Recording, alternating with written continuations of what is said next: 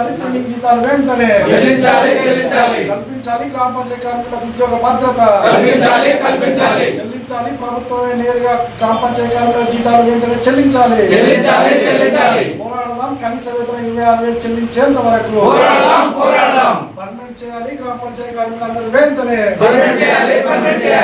తెలంగాణ గ్రామ Panchayat employees and workers union CIT అనుబంధం కరీంనగర్ జిల్లా కమిటీ సమావేశం ఈరోజు హుజురాబాద్ మండల కేంద్రంలోని సిఐటి కార్యాలయంలో నిర్వహించుకోవడం జరుగుతుంది.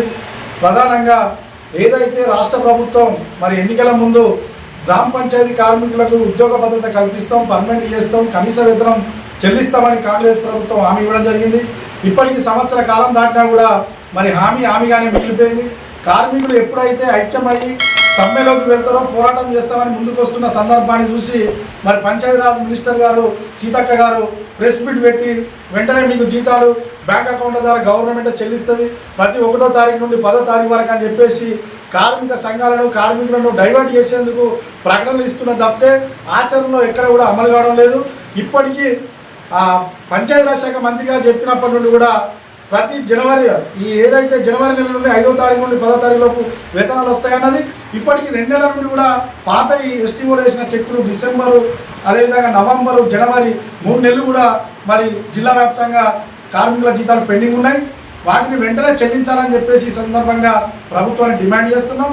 అదేవిధంగా ఏదైతే ఇన్సూరెన్స్ సౌకర్యం కానీ మల్టీపర్పస్ విధానం సవరించడం కానీ ఇవాళ మన ప్రమాదవశాత్తు మరణించిన కార్మికులకు 15 లక్షల రూపాయలు కుటుంబానికి అందించాలని తదితర సమస్యలు పరిష్కారం కోసం అనేక మార్లు ఈ ప్రభుత్వం అధికారంలోకి వచ్చిన కాడికి వెళ్ళి ఇప్పటి వరకు పంచాయతీరాజ్ శాఖ మంత్రి గారిని, కమిషనర్ గారిని, అదేవిధంగా ముఖ్యమంత్రి గారిని మరి కలిసి మొరపెట్టుకున్నా కూడా సమస్యల పట్ల గ్రామ పంచాయతీ కార్మికుల పట్ల నిర్లక్ష్యం వహిస్తున్నది.